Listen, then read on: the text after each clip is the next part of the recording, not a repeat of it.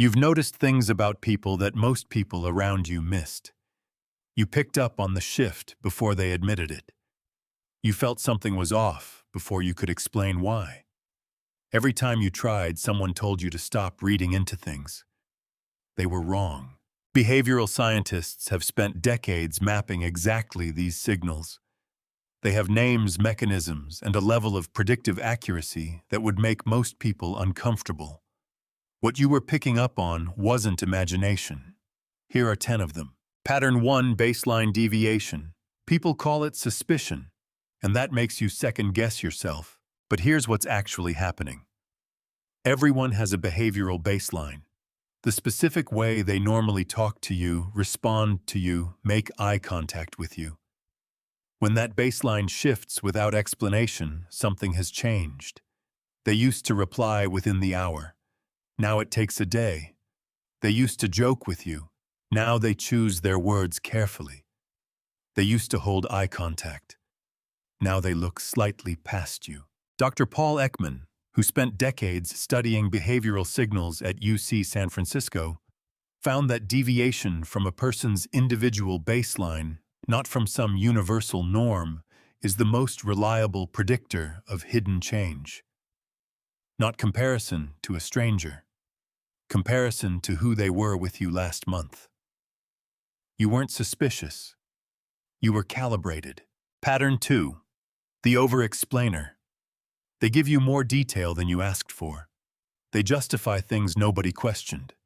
They tell you exactly where they were, who said what, and why everything happened the way it did, voluntarily, without prompting. That level of explanation isn't thoroughness. Dr. Aldert Vrij at the University of Portsmouth studied the linguistic patterns of deception and found that people telling the truth don't feel compelled to overconstruct their story because they know it happened. The construction is for the listener. Once you notice the pattern, once you hear someone selling a simple thing harder than it needs to be sold, you can't unhear it. Pattern 3. The 5-second reaction. Before someone forms an opinion, before they calculate how to respond, before they decide what their face should do, there's a first reaction. It lasts about 2 seconds. Research by Dr. Nalini Ambady at Harvard, what she called thin slicing, found that first impression reads made in under 2 seconds are accurate at rates that surprised even the researchers. Their face before the smile settled into place. Their voice before they caught the tone. The half-second pause before the enthusiasm. You've caught those moments. Your brain doesn't skip that window. Most people do. Pattern 4. The sudden generosity pattern. This one is easy to miss because it looks like kindness. Someone who doesn't normally buy you coffee suddenly does. A colleague who rarely acknowledges your work gives you an unexpected compliment. Out of nowhere, they're unusually helpful, unusually warm. Then within a day or two, they need something. A colleague once did this to a friend of mine: coffee on Monday, favor by Thursday. My friend noticed the sequence. He said yes anyway, but he noted it. When the same pattern ran 3 weeks later, he wasn't surprised. Just ready. Dr. Robert Cialdini at Arizona State University documented this as the reciprocity principle, one of the most consistent behavioral patterns in human interaction. Unsolicited generosity often front-loads social obligation. It's not cynical to notice it. Your gut was already asking the right question before the favor arrived. Pattern 5. The mirroring signal. When someone unconsciously mirrors your posture, matches your hand gestures, or slows down to match the pace of your speech, it's not a coincidence. Dr. Tanya Chartrand at Duke University found that unconscious behavioral mirroring is a reliable indicator of genuine rapport and actual attention. The person who crosses their arms right after you do, who leans forward when you lean forward, who adjusts their pace when yours changes, they're actually in the room with you. The people who don't mirror, their body already left the conversation before they did. You can feel that difference. Now you have the mechanism behind it. Pattern 6. The consistent inconsistency. Most people think unreliability is random. It isn't. Unreliable people are in fact deeply consistent. They consistently deprioritize. They consistently make exceptions for themselves. They consistently need to be followed up on every time for everything. The chaos isn't chaos. It's a pattern that repeats with remarkable precision. Once you see the structure of their inconsistency, you can predict it almost exactly. But here's the question I need you to sit with. Are you reading these patterns to understand people or to protect yourself from them? Both are real. Both are valid. But they lead to very different places. Only you know which one is actually driving this. Pattern 7, the overpromise tell. The bigger the commitment someone makes in a room, the more carefully you should track their follow-through. Dr. David Dunning, whose research on the gap between self-assessed confidence and actual competence has been replicated across dozens of studies, found that people with the widest gap almost never perceive the gap themselves.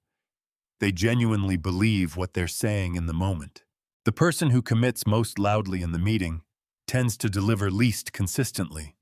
Not always, but often enough that it's a pattern, not an accident.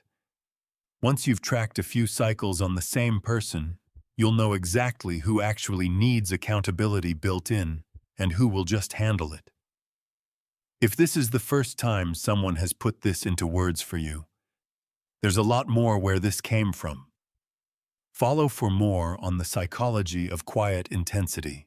Pattern 8. Status signal analysis. What people display tells you what they feel they lack. Someone who consistently brings money into conversation is rarely at peace with what they have.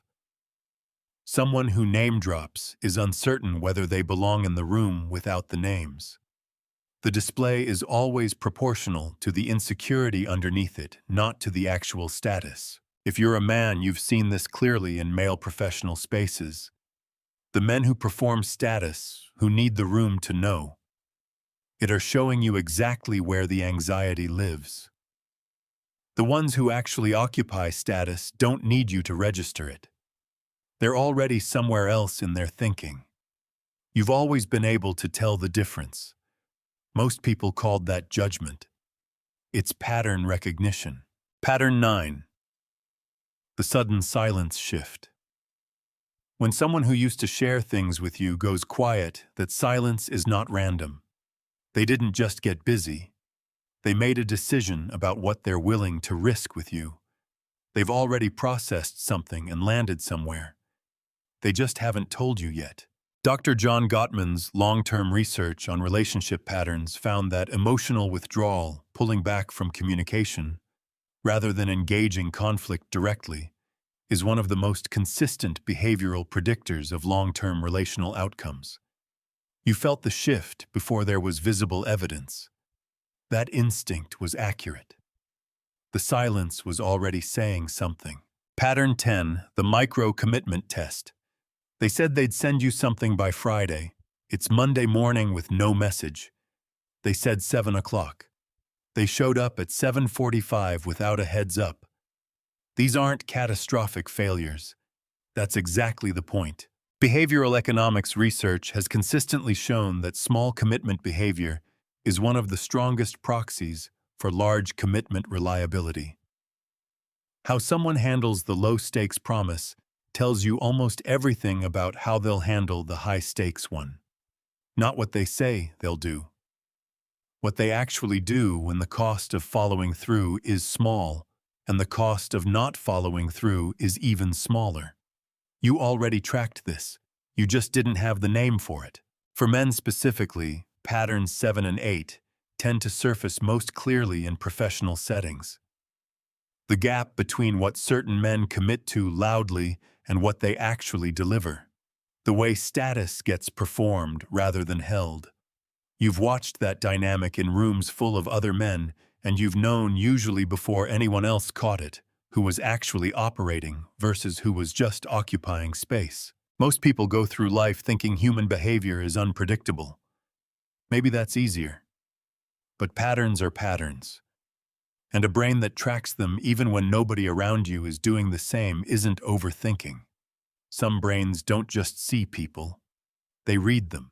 Which of these 10 hits closest to how you actually think? Drop the number in the comments. And if you know someone who's been called paranoid for seeing things before everyone else did, send this to them. Sometimes just having the language for it changes everything.